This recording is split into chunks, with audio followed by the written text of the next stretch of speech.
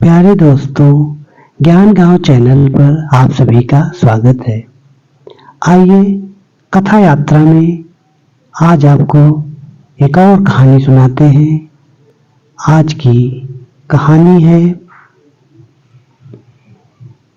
पंच परमेश्वर, लेखक मुंशी प्रेमचंद।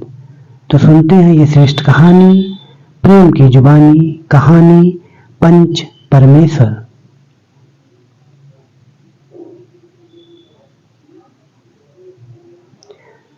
जुम्मन शेख अलगू चौधरी में गाढ़ी मित्रता थी। साझे में खेती होती थी, कुछ लेन देन में भी साझा था। एक को दूसरे पर अटल विश्वास था। जुम्मन जब हज करने गए थे तब अपना घर अलगू को सौंप गए थे, और अलगू जब कभी बाहर जाते तो जुम्मन पर अपना घर छोड़ देते थे। उनमें न खाना पाना का व्यवहार था, न धर्म का नाता, केवल विचार मिलते थे। मित्रता का मूल मंत्र भी यही है। इस मित्रता का जन्म उसी समय हुआ जब दोनों मित्र बालक ही थे और जुम्मन के पूज्य पिता जुमराती उन्हें शिक्षा प्रदान करते थे। अलगू ने गुरु जी की बहुत सेवा की थी, खूब प्याले धोए। उनका हुक्का एक क्षण के लिए भी विश्राम न लेने पाता था, क्योंकि प्रत्येक चिलम अलगू को आध घंटे तक किताबों से अलग कर देती थी। अलगू के पिता पुराने विचारों के मनुष्य थे।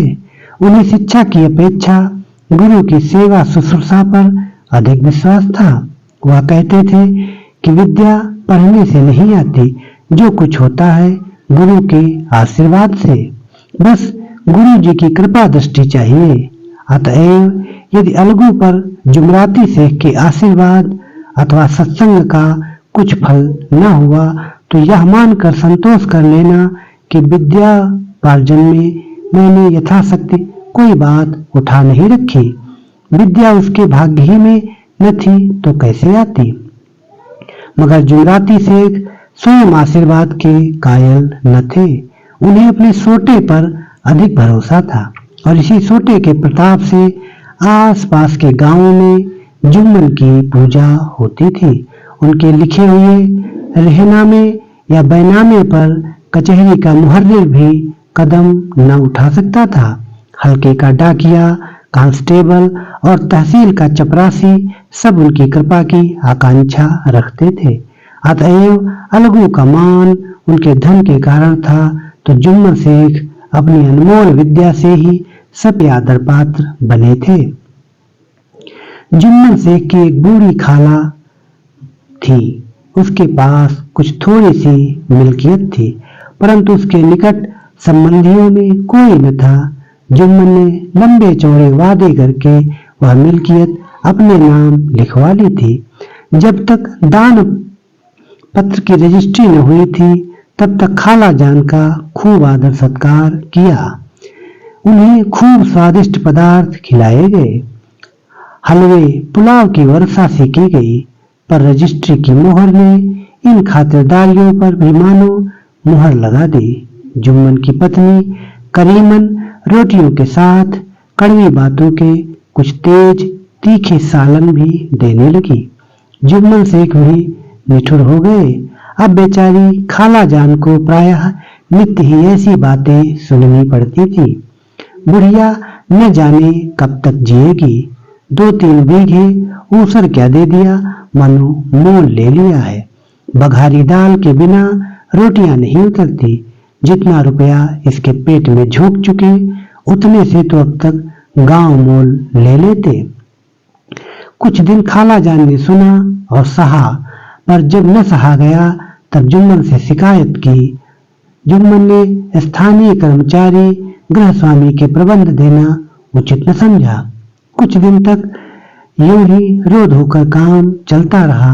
अंत में एक दिन खाला ने जुम्मन से कहा, बेटा, तुम्हारे साथ मेरा निर्वाह न होगा, तुम मुझे रुपए दे दिया करो, मैं अपना पका खा लूंगी।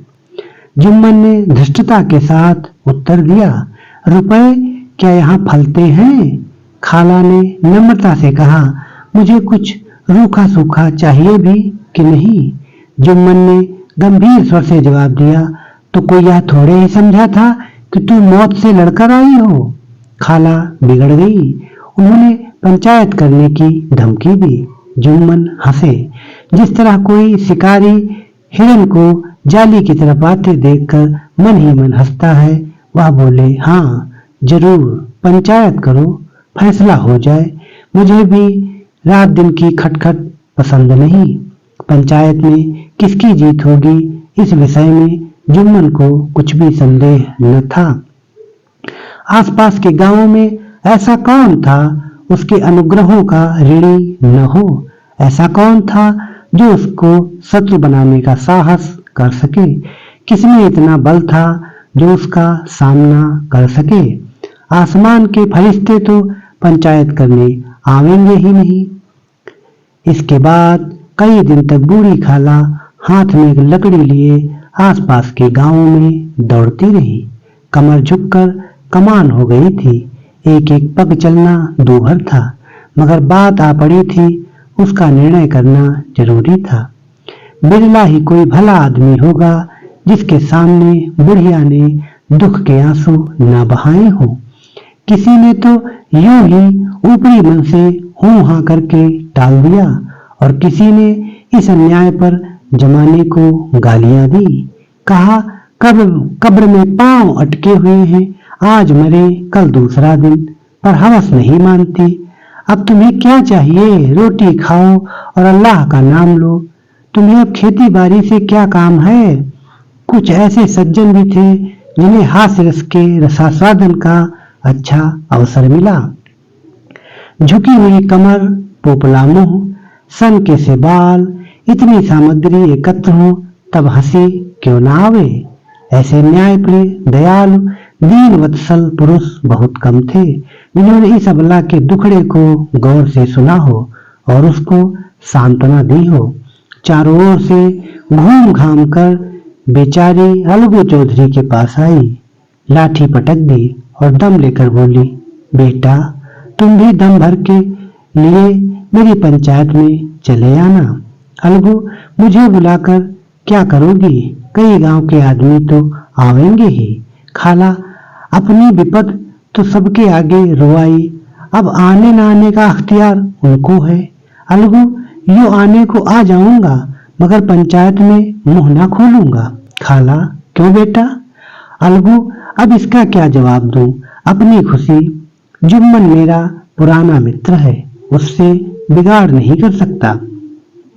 खाला, बेटा क्या बिगाड़ के डर से ईमान की बात ना कहोगे? हमारे सोए हुए धर्म ज्ञान की सारी संपत्ति लुट जाए तो उसे खबर नहीं होता, परंतु ललकार सुनकर वह सचेत हो जाता है, फिर उसे कोई जीत नहीं सकता। अलगू इस सवाल का कोई उत्तर न दे सका, पर उसके हृदय में ये शब्द गूंज रहे थे, क्या बिगाड़ के डर से ईमान की बात ना कहोगे? संध्या समय एक पेड़ के नीचे पंचायत बैठी। शेख जुम्मन ने पहले से ही फर्श बिछा रखी थी। उन्होंने पान, इलायची, हुक्के, तंबाकू आदि का प्रबंध भी किया था। हाँ, वह स्वयं अलबत्ता अलगू चौधरी के साथ जरा दूर पर बैठे जब पंचायत में कोई आ जाता था तब दबे हुए सलाम से उसका स्वागत करते थे। जब सूर्य अस्त हो गया और चिड़ियों की कलरव युक्त पंचायत पेड़ों पर बैठी, तब यहाँ भी पंचायत शुरू हुई। फर्श की एक एक अंगुल जमीन भर गई, पर अधिकांश दर्शक ही थे। निमंत्रित महाशयों में से केवल वे ही लोग पधारे थे जिन्हें जुम्मन से अपनी कुछ कसर निकालनी थी। एक कोने में आग सुलग रही थी। नाई ताबड़तोड़ चिलम भर रहा था। यह निर्णय करना असंभव था कि सुलगते हुए उपलों से अधिक धुआं निकलता था या चिलम के दमों से। लड़के इधर उधर दौड़ रहे थे, कोई आपस में गाली गलौज करते और कोई रोते थे। चारों तरफ कोलाहल मच रहा था। गांव के कुत्ते इस जमाव को भोज समझकर झुंड के झुंड जमा हो गए थे। पंच लोग बैठे तो बूढ़ी खाला ने उनसे विनती की, पंचों आज 3 साल हुए मैंने अपनी सारी जायदाद अपने भांजे जुम्मन के नाम लिख दी थी। इसे आप लोग जानते ही होंगे। जुम्मन ने मुझे ताहयात रोटी कपड़ा देना कबूल किया। साल भर तो मैंने इसके साथ रो धोकर काटा, पर अब दिन रात का रोना नहीं सहा जाता। मुझे न पेट की रोटी मिलती है न तन का कपड़ा। बेकस बेवा हूँ, कचहरी दरबार नहीं कर सकती। तुम्हारे सिवा और किसको अपना दुख सुनाऊं। तुम लोग जो राह निकाल दो उसी राह पर चलूं। अगर मुझ में कोई ऐब देखो तो मेरे मुंह पर थप्पड़ मारो। जुम्मन ने बुराई देखो तो उसे समझाओ क्यों एक बेकस की आह लेता है। मैं पंचों का हुक्म सिर्फ माथे पर चढ़ाऊंगी। रामधन मिश्र, जिनके कई असामियों को जुम्मन ने अपने गांव में बसा लिया था, बोले, जुम्मन मियाँ किसे पंच बदते हो? अभी से इसका निपटारा कर लो, फिर जो कुछ पंच कहेंगे वही मानना पड़ेगा। जुम्मन को इस समय सदस्यों में विशेषकर वे ही लोग देख पड़े जिनसे किसी न किसी कारण उनका वैमनस्य था। जुम्मन बोले, पंचों का हुक्म अल्लाह का हुक्म है। खालाजान जिसे चाहे उसे बदे, मुझे कोई उज्र नहीं। खाला ने चिल्ला कर कहा, अरे अल्लाह के बंदे, पंचों का नाम क्यों नहीं बता देता? मुझे कुछ भी तो मालूम हो। जुम्मन ने क्रोध से कहा, इस वक्त मेरा मुंह न खुलवाओ। तुम्हारी बन पड़ी है, जिसे चाहो पंच बदो। खालाजान जुम्मन के आक्षेप को समझ गई। वह बोली, बेटा खुदा से डरो। पंच न किसी के दोस्त होते हैं न किसी के दुश्मन। कैसी बात कहते हो? और तुम्हारा किसी पर विश्वास न हो तो जाने दो। अलगू चौधरी को तो मानते हो, लो मैं उन्हीं को सरपंच बदती हूँ।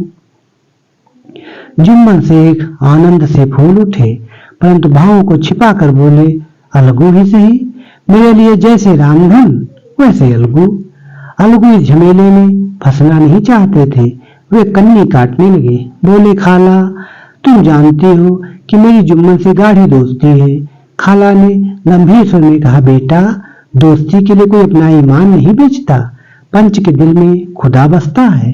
पंचों के मुंह से जो बात निकलती है वह खुदा की तरफ से निकलती है। अलगू चौधरी सरपंच हुए। रामधन मिश्र और जुम्मन के दूसरे विरोधियों ने बुढ़िया को मन में बहुत कोसा। अलगू चौधरी बोले, शेख जुम्मन, हम और तुम पुराने दोस्त हैं। जब काम पड़ा तुमने हमारी मदद की और हम भी जो कुछ बन पड़ा तुम्हारी सेवा करते रहे हैं। मगर इस समय तुम और बूढ़ी खाला दोनों हमारी निगाह में बराबर हो। तुमको पंचों से जो कुछ अर्ज करनी हो करो। जुम्मन को पूरा विश्वास था कि अब बाजी मेरी है। अलग यह सब दिखावे की बातें कर रहा है। अलगू यह सब दिखावे की बातें कर रहा है। अतएव शांत चित्त होकर बोले, पंचों 3 साल हुए खाला जान ने अपनी जायदाद मेरे नाम हिब्बा कर दी थी। मैंने उन्हें ताहयात खाना कपड़ा देना कबूल किया था। खुदा गवाह है, आज तक मैंने खाला जान को कोई तकलीफ नहीं दी। मैं उन्हें अपनी माँ के समान समझता हूँ। उनकी खिदमत करना मेरा फर्ज है। मगर औरतों में जरा अनबन रहती है, उसमें मेरा क्या बस है। खालाजान मुझसे माहवार खर्चा अलग मांगती है। जायदाद इतनी है वह पंचों से छिपी नहीं। उससे इतना मुनाफा नहीं होता है कि माहवार खर्च दे सकूं। इसके अलावा हिब्बा नाबे में माहवार खर्च का कोई जिक्र नहीं तो मैं भूल कर भी इस झमेले में न पड़ता। बस मुझे यही कहना है। आइंदा पंचों का अख्तियार है, जो फैसला चाहे करें। अलगू चौधरी को हमेशा कचहरी से काम पड़ता था, अतएव वह पूरा कानूनी आदमी था। उसने जुम्मन से जिरह शुरू की। एक एक प्रश्न जुम्मन के हृदय पर हथौड़ी की चोट की तरह पड़ता था। रामधन मिश्र इस प्रश्न पर मुग्ध हो जाते थे। जुम्मन चकित थे कि अलगू को क्या हो गया। अभी यह अलगू मेरे साथ बैठा हुआ कैसी कैसी बातें कर रहा था और इतनी ही देर में ऐसी काया पलट हो गई कि मेरी जड़ खोदने पर तुला हुआ है। न मालूम कब की कसर यह निकाल रहा है। क्या इतने दिनों की दोस्ती कुछ भी काम न आवेगी? जुम्मन शेख तो इसी संकल्प विकल्प में पड़े हुए थे कि इतने में अलगू ने फैसला सुनाया। जुम्मन शेख पंचों ने इस मामले पर विचार किया। उन्हें यह नीति संगत मालूम होता है कि खाला जान को माहवार खर्चा दिया जाए। हमारा विचार है कि खाला की जायदाद से इतना मुनाफा अवश्य होता है कि माहवार खर्च दिया जा सके। बस यही हमारा फैसला है। अगर जुम्मन को खर्च देना मंजूर न हो तो हिब्बानामा रद्द समझा जाए। यह फैसला सुनते ही जुम्मन सन्नाटे में आ गया। जो अपना मित्र हो वह शत्रु का व्यवहार करे और गले पर छुरी फेरे, इसे समय के हेर फेर के सिवा और क्या कहें। जिस पर पूरा भरोसा था उसने समय पड़ने पर धोखा दिया। ऐसे ही अवसरों पर झूठे सच्चे मित्रों की परीक्षा की जाती है। यही कलयुग की दोस्ती है। अगर लोग ऐसे कपटी धोखेबाज न होते तो देश में आपत्तियों का प्रकोप क्यों होता? या हैजा, प्लेग आदि व्याधियां दुष्कर्मों के ही दंड हैं। मगर रामधन मिश्र और अन्य पंच अलगू चौधरी की इस नीति परायणता की प्रशंसा जी खोलकर कर रहे थे। वे कहते थे, इसका नाम पंचायत है। दूध का दूध और पानी का पानी कर दिया। दोस्ती दोस्ती की जगह है, किंतु धर्म का पालन करना मुख्य है। ऐसे ही सत्यवादियों के बल पर पृथ्वी ठहरी है, नहीं तो वह कब की रसातल को चली जाती। इस फैसले ने अलगू और जुम्मन की दोस्ती की जड़ हिला दी। अब वे साथ साथ बातें करते नहीं दिखाई देते। इतना पुराना मित्रता रूपी वृक्ष सत्य का एक झोंका भी न सह सका। सचमुच वह बालू की ही जमीन पर खड़ा था। उनमें अब शिष्टाचार का अधिक व्यवहार होने लगा। एक दूसरे की आवभगत ज्यादा करने लगा। वे मिलते जुलते थे, मगर उसी तरह जैसे तलवार से ढाल मिलती है। जुम्मन के चित्त में मित्र की कुटिलता आठों पहर खटका करती थी। उसे हर घड़ी यही चिंता रहती कि किसी तरह बदला लेने का अवसर मिले। अच्छे कामों की सिद्धि में बड़ी देर लगती है, पर बुरे कामों की सिद्धि में यह बात नहीं होती। जुम्मन को भी बदला लेने का अवसर जल्द ही मिल गया। पिछले साल अलगू चौधरी बटेसर से बैलों की एक बहुत अच्छी गोई मोल लाए थे। बैल पछाही जाति के सुंदर बड़े बड़े सींगों वाले थे। महीनों तक आसपास के गांव के लोग दर्शन करते रहे। दैवयोग से जुम्मन की पंचायत के 1 महीने बाद इस जोड़ी का एक बैल मर गया। जुम्मन ने दोस्तों से कहा, यह दगाबाजी की सजा है। इंसान सब्र भले ही कर जाए, पर खुदा नेक बद सब देखता है। अलगू को संदेह हुआ कि जुम्मन ने बैल को विष दिला दिया है। चौधराइन ने भी जुम्मन पर ही इस दुर्घटना का दोषारोपण किया। उसने कहा, जुम्मन ने कुछ कर करा दिया है। चौधराइन और करीमन में इस विषय पर एक दिन खूब ही वाद विवाद हुआ। दोनों देवियों ने शब्द बाहुल्य की नदी बहा दी। व्यंग, वक्रोक्ति, अन्योक्ति और उपमा आदि अलंकारों में बातें हुई। जुम्मन ने किसी तरह शांति स्थापित की। उन्होंने अपनी पत्नी को डांट डपट कर समझा दिया। वह उसे उस रणभूमि से हटा भी ले गए। उधर अलगू चौधरी ने समझाने बुझाने का काम अपने तर्कपूर्ण सोटे से लिया। अब अकेला बैल किस काम का? उसका जोड़ बहुत ढूंढा गया, पर न मिला। निदान यह सलाह ठहरी कि इसे बेच डालना चाहिए। गांव में एक समझू साहू थे। वह इक्का गाड़ी हाँकते थे।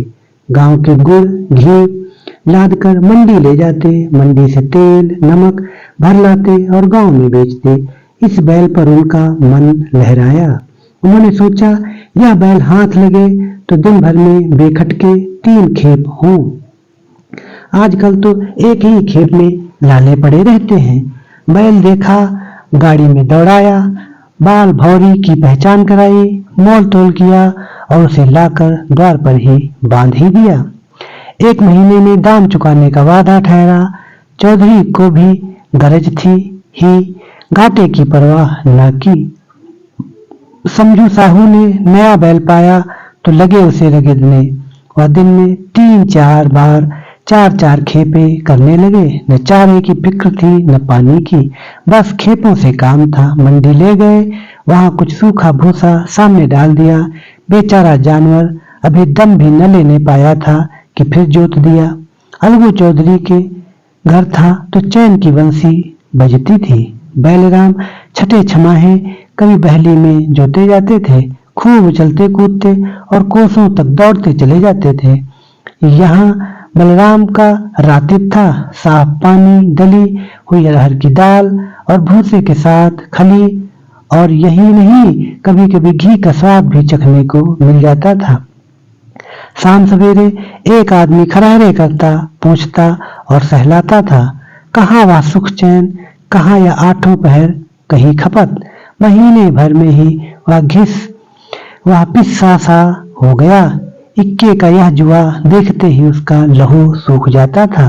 एक एक पग चलना दूभर था, हड्डियां निकल आई थी, पर था वह पानीदार, मार की बर्दाश्त न थी। एक दिन चौथी खेप में साहू जी ने दूना बोझ लादा।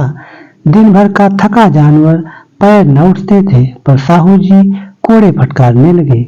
बस फिर क्या था, बैल कलेजा तोड़कर दौड़ चला।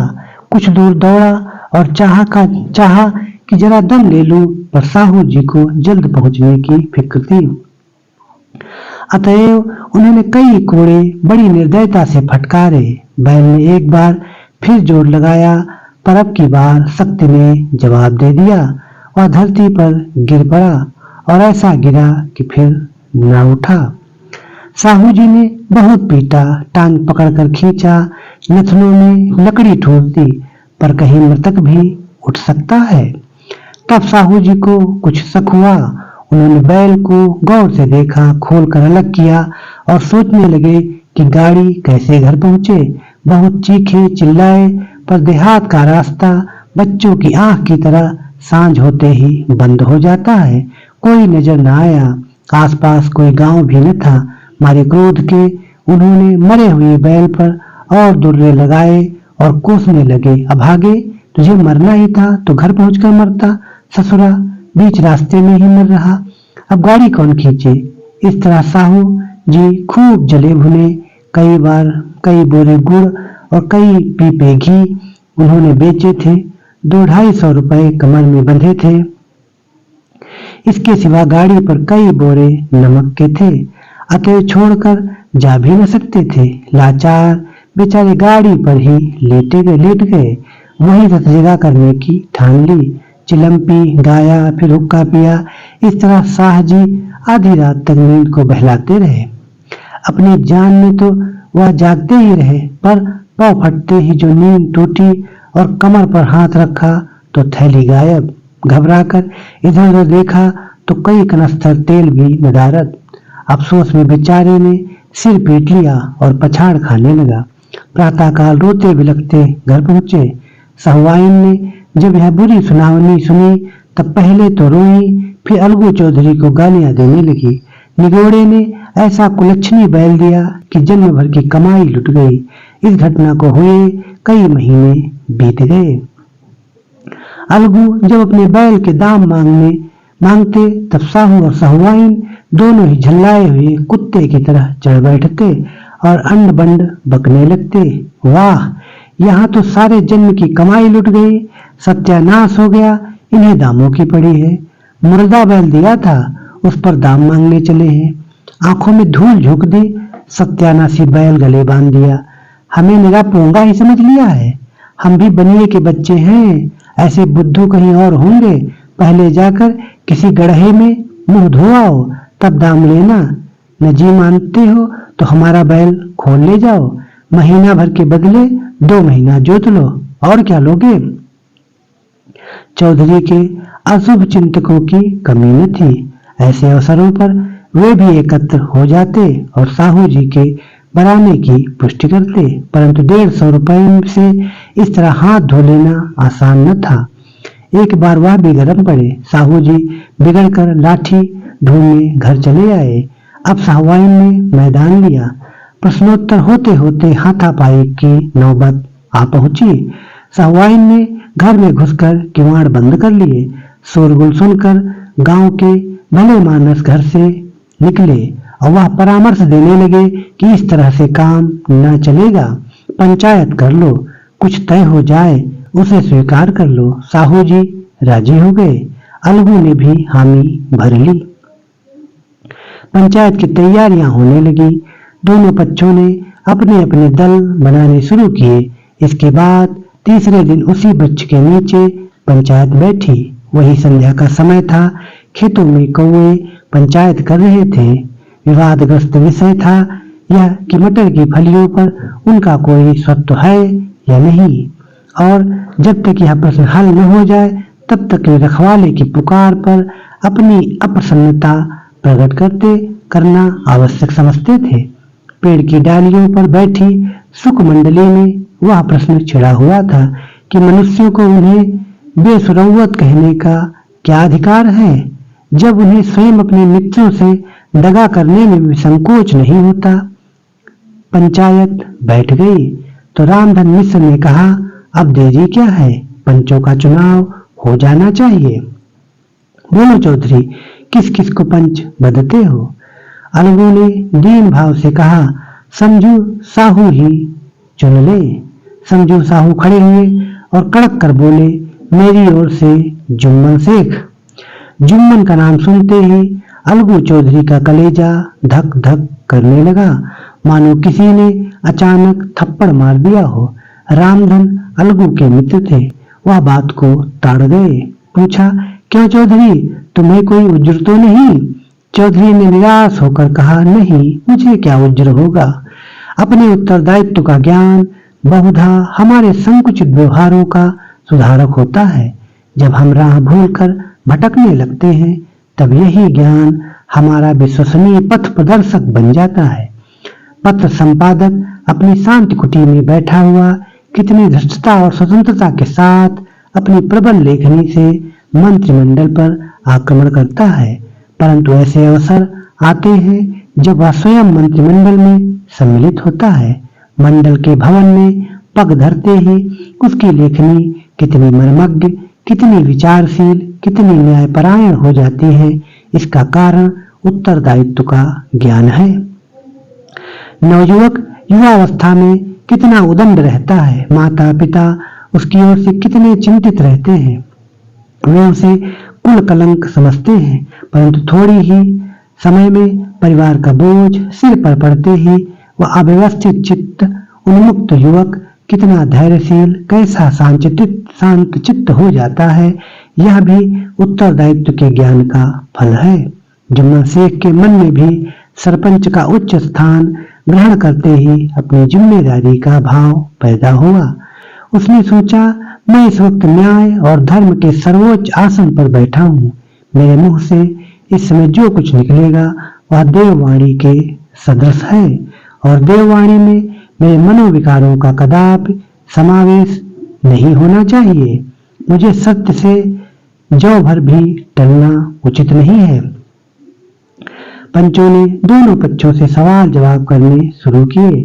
बहुत देर तक दोनों दल अपने अपने पक्ष का समर्थन करते रहे।